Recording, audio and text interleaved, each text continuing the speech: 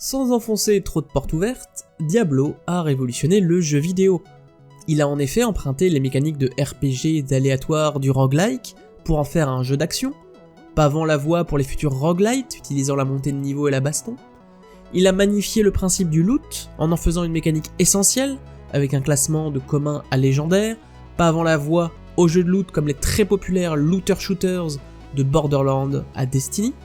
Il a également contribué à créer un nouveau genre du jeu d'action avec les hack and slash pour les français, ou action RPG pour les anglo-saxons, à savoir des softs en vue isométrique basés sur l'utilisation du clic et de compétences pour triompher de moult ennemis, avec comme principale caractéristique de monter un build avec différentes classes, des titres aujourd'hui comme Titan Quest ou Path of Exile. Enfin, il a contribué au lancement de plateformes de gestion de jeux vidéo en ligne avec Battle.net pour sa coopération.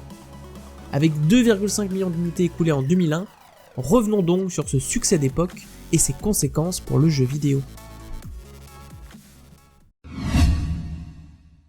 Blizzard Entertainment est en bonne forme dans les années 90. Après la révolution qu'est Warcraft Orcs and Humans en 1994 dans le STR, il rachète le studio Condor, qui devient l'éphémère studio Blizzard North entre 1993 et 2005, pour faire paraître les deux premiers softs de la série Diablo, promis à un bel avenir.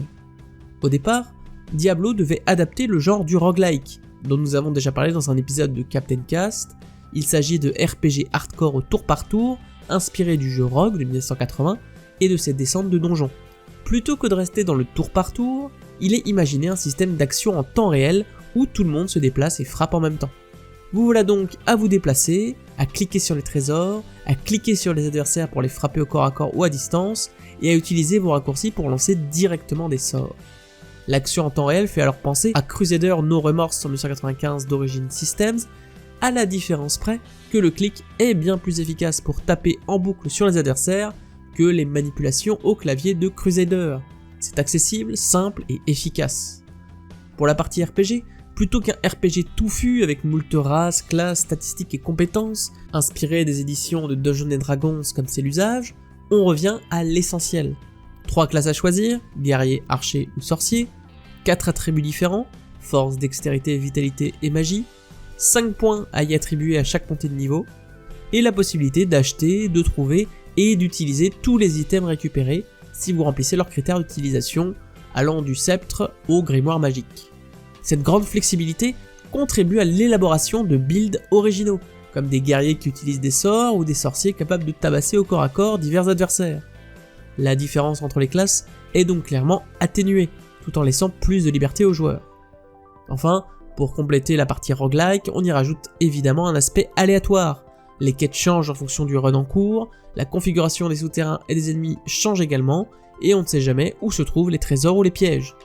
À l'ancienne donc, avec une carte en surimpression et des portails pour revenir en ville.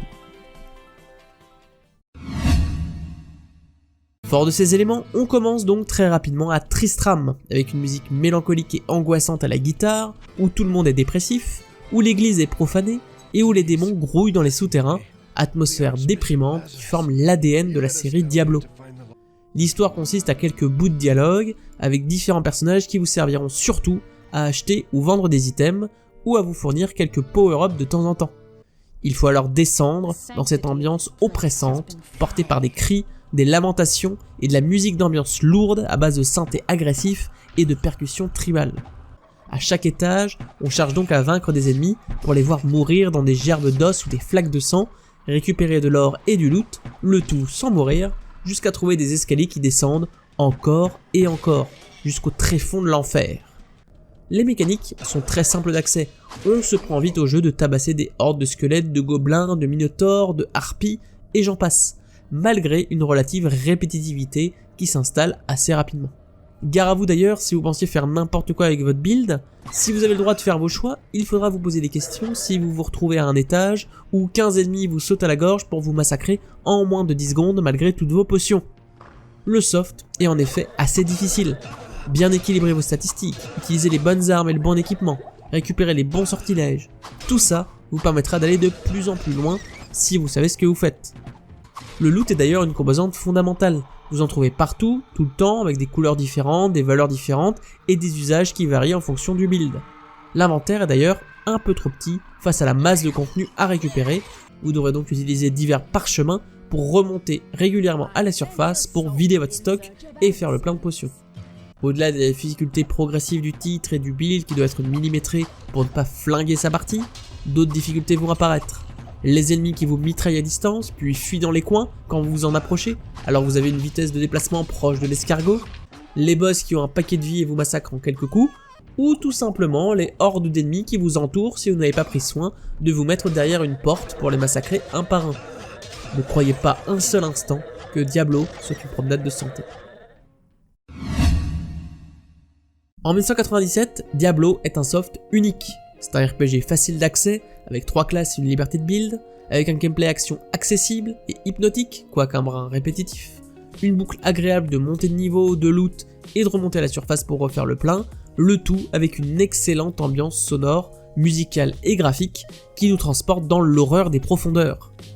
Mais d'un point de vue contemporain, le soft se heurte à une répétitivité certaine et à une difficulté légendaire, notamment face à ces très vilains archers, ces boss et ces hordes d'ennemis qui viendront pulvériser le néophyte qui a concocté son build n'importe comment.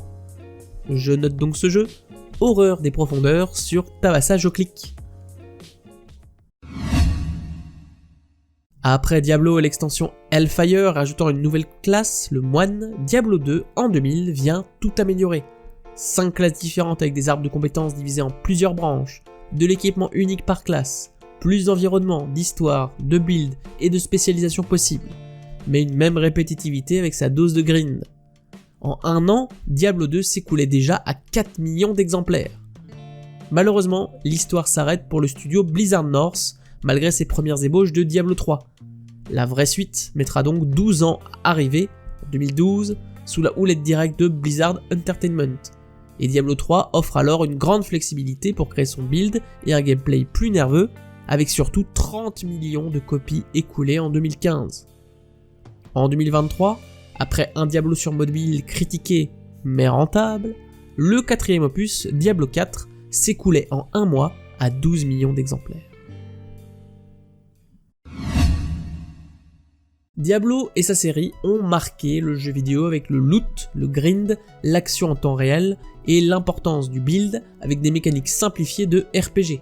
Ce n'est donc pas un hasard si l'inspiration principale de Borderlands, Hellgate London de 2007, a été développée par des anciens du studio Blizzard North, pavant la voie pour tous les looter-shooters. Et quand on voit l'importance du loot dans les Battle Royale à la PUBG ou les jeux services à la Destiny, on voit que l'aléatoire et la récolte d'équipements plaisent. Mais c'est surtout tout un écosystème d'ARPG qui a suivi la série, de la série médiévale fantastique Sacred entre 2004 et 2014, au titre multijoueur Path of Exile en 2013, en passant par la Grèce antique et mythologique de Titan Quest de 2006. Malgré toute la concurrence, Diablo s'impose encore pour le moment au sommet de l'ARPG. À voir si cela va durer.